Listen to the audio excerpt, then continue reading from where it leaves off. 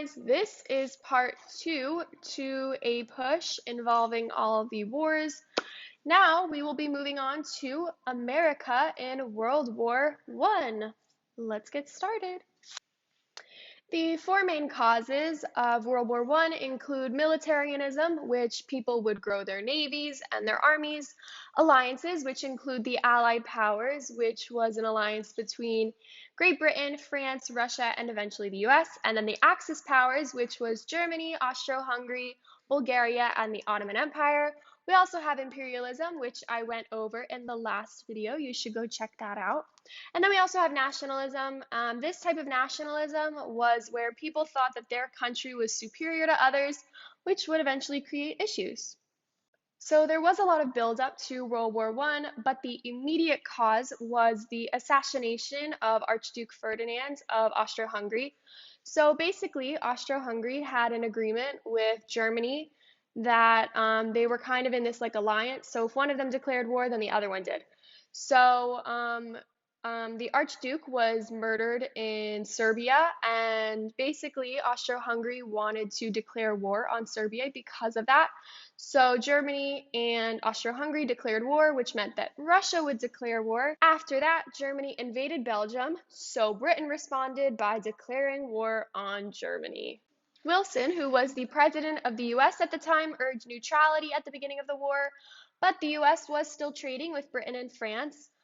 Germany was involved in unrestricted warfare submarines, which meant that they would sink any and all enemy ships. This was an issue because in 1915, the Lusitania was sunk, and this had 128 Americans on it who all died. Sussex was also sunk in 1916, which was a French ship, and this led to the Sussex Pledge, where Germany pledged not to sink any ships without a warning. The election of 1916 was occurring during a world war, but Wilson was the one who won this election because they used the phrase, "He kept us out of war." In January of 1917, Germany resumed their unrestricted warfare, and the Zimmermann telegram was sent where Germany urged Mexico to attack the US, and in return Mexico would get their land back. So in April of 1917, Wilson asked for Congress to declare war, and he said that this war would make the world safe for democracy. In March of 1918, Russia withdrew from the war, and they gave up a significant amount of land for this. While they were leaving, the US was just joining, so there was a lot of loss in men who were involved in the war. So the US instituted a national draft using the Selective Service Act. Women could enlist, but they could not enlist in combat. There was also a lot of new technology at this time, so we used land and trench warfare. There was the use of poisonous gas, flamethrowers, tanks, grenades, Maxim machine guns, U-boats and convoy systems in the sea. There was just a lot of whole new stuff going on in this world war. So now we're going to focus on the US, specifically what was happening in the country during their involvement in the war.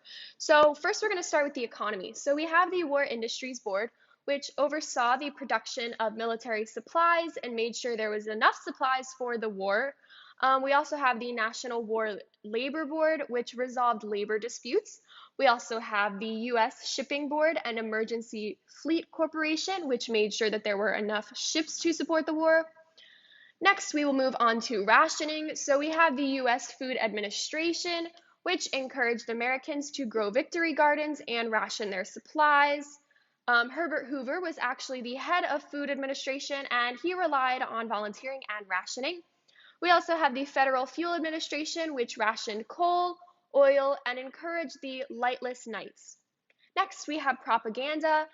We have the Committee of Public Info, or the CPI, which created propaganda in support of the American war effort. We also have financing of the war. So the war was really financed through Liberty bonds, where people would loan their money to the government. It was basically people gambling on us winning the war. And there was also income taxes that were coming from the new 16th Amendment. Because a lot of men were going to war, we have the Great Migration, which was a mass migration of African Americans from the South to the industrial North, including New York, Chicago, and Cleveland. This led to a cultural movement called the Harlem Renaissance. Next, we have the search for social unity. So we have the Espionage Act of 1917, which prosecuted anti-war individuals. This conviction would be held up by the Schenck versus U.S. Court case in 1919, where leaflets were being handed out to resist a draft. And this basically proved that the government had the power to suspend certain liberties where there is a clear and present danger. We also have the Sedition Act of 1918, which strengthened the Espionage Act and restricted free speech and ability to criticize the government. Immigrants were often targeted for these new acts, including German Americans. All right, so even before the war was over, Wilson was starting to think about what would happen after the war was completed. So we have Wilson's 14 points, which was his plan for the post-war world, which promoted peace, self-determination, no alliances, freedom of the seas, etc. He did not wish to punish the Germans, but a lot of other countries, including France, did want to. And he also created the idea of the League of Nations, which was a world organization committed to solving disputes. However, the US Senate did not like one of the articles of this idea of the League of Nations because it called for the member nations to give assistance to others if needed, which would take away Congress's war declaring powers, which was a really big issue.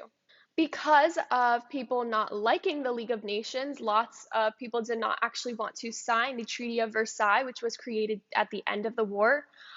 Wilson actually went on speaking tours across the country to spread his ideas for the League of Nations, but irreconcilables, or US senators, hated the treaty and they would follow him on his tour, which eventually had to be canceled because Wilson had a stroke.